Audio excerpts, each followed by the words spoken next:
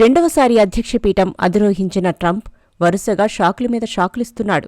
గత నెలలో ట్రంప్ కొత్త పరిపాలనా విధానంతో అమెరికా ఇతర దేశాలకు చేసే సహాయాన్ని 90 రోజుల పాటు నిలిపివేశాడు. తాజాగా భారతదేశంలో అమెరికా ఆర్థిక సహాయంతో నడుస్తున్న ప్రాజెక్టులను నెక్స్ట్ ఆర్డర్లు వచ్చే వరకు తమ కార్యకలాపాలను నిలిపివేయాలని ఆదేశాలిచ్చాడు. దీంతో యుఎస్ ఎయిడ్ కార్యాలయం బందైంది. మన దేశంలో ఆ నిర్ణయం వివిధ సంస్థలపై ప్రభావితం చూపనుంది. ట్రంప్ రెండవసారి అధ్యక్ష పీఠాన్ని అధిరోహించడంలో ఎలన్ మస్క్ పాత్ర కూడా ముఖ్యమైనది. ఆయన ట్రంప్ ఎన్నికల ప్రచారానికి ఆర్థికంగా చాలా సహాయం చేశాడు.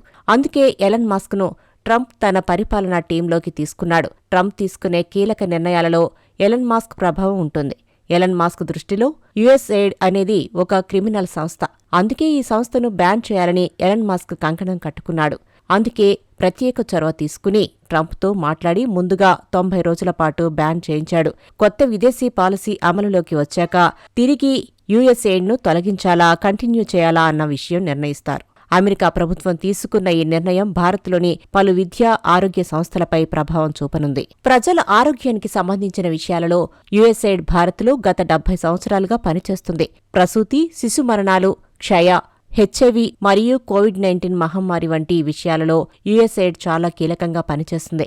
1990 నుండి ఇప్పటి వరకు మన దేశంలో 2 మిలియన్లకు పైగా పసిపిల్లల ప్రాణాలు కాపాడడానికి సహాయపడింది. యుఎస్ ఎయిడ్ సపోర్టుతో ఇప్పటి వరకు 25,000 న్యూమోనియా మరణాలు మరియు 14,000 డయేరియా మరణాలను అడ్డుకోగలిగారు. ప్రధానంగా టీబీని అరికట్టడంలో యుఎస్ ఎయిడ్ మన దేశానికి చాలా సహాయం చేసింది. భారత్లో 1995 నుండి ఎయిడ్స్ పట్ల అవగాహన కలిగిస్తూ ఎయిడ్స్ ఎక్కువగా వ్యాప్తి చెందకుండా మరియు ఎయిడ్స్ పేషెంట్స్ సంరక్షణకు కృషి చేస్తుంది. ఈ సంస్థ కృషి వల్ల మన దేశంలో 2007 నుండి కొత్త ఎయిడ్స్ ఇన్ఫెక్షన్ల సంఖ్య 32% తగ్గింది. 2014లో భారత ప్రభుత్వం స్టార్ట్ చేసిన స్వచ్ఛ భారత్ అభియాన్కు యుఎస్ ఎయిడ్ ఆర్థికంగా సపోర్ట్ చేసింది.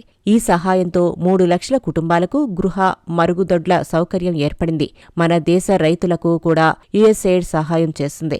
9 రాష్ట్రాల్లో ఆటోమేటిక్ వాతావరణ కేంద్రాల నెట్వర్క్ను విస్తరించడానికి యుఎస్ ఎయిడ్ అతిపెద్ద వాతావరణ సర్వీస్ సంస్థతో కలిసి పనిచేస్తుంది. ఇది దాదాపు 70,000 మంది రైతులకు ఎస్ఎంఎస్ల ద్వారా చాలా నమ్మకమైన వాతావరణ సమాచారం అందించింది. అసలు ఈ యుఎస్ ఎయిడ్ ఎప్పటి నుంచి ప్రారంభమైందని చరిత్రను చూస్తే 1947లో మార్షల్లాగా ప్రారంభమై మొదట్లో యూరప్ దేశాలకు గణనీయమైన సహాయం చేసింది. 1961లో అప్పటి అమెరికా అధ్యక్షుడు కెన్నెడీ విదేశీ సహాయ చట్టంపై సంతకం చేసి యుఎస్ ఎయిడ్ను చట్టబద్ధ సంస్థగా క్రియేట్ చేశాడు. ఇన్ని సంవత్సరాలుగా ప్రపంచ దేశాలకు మరియు పర్యావరణానికి సహాయకారిగా ఉన్న యుఎస్ ఎయిడ్ను ట్రంప్ మరియు ఎలన్ మస్క్లు కలిసి కాలగర్భంలో కలిపేయడానికి సిద్ధపడుతున్నారు. యుఎస్ ఎయిడ్ అనే సంస్థ అమెరికా ప్రభుత్వంలో అతిపెద్ద మానవతా విభాగం.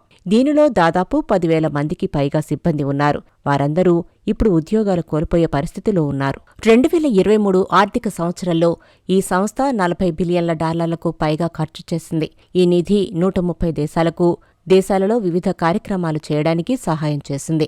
ప్రస్తుతం భారతదేశంలో పనిచేస్తున్న యుఎస్ ఎయిడ్ ప్రాజెక్టులన్నింటినీ నిలిపివేయాలని చాలా స్పష్టంగా ట్రంప్ ఆదేశాలు జారీ చేశారు.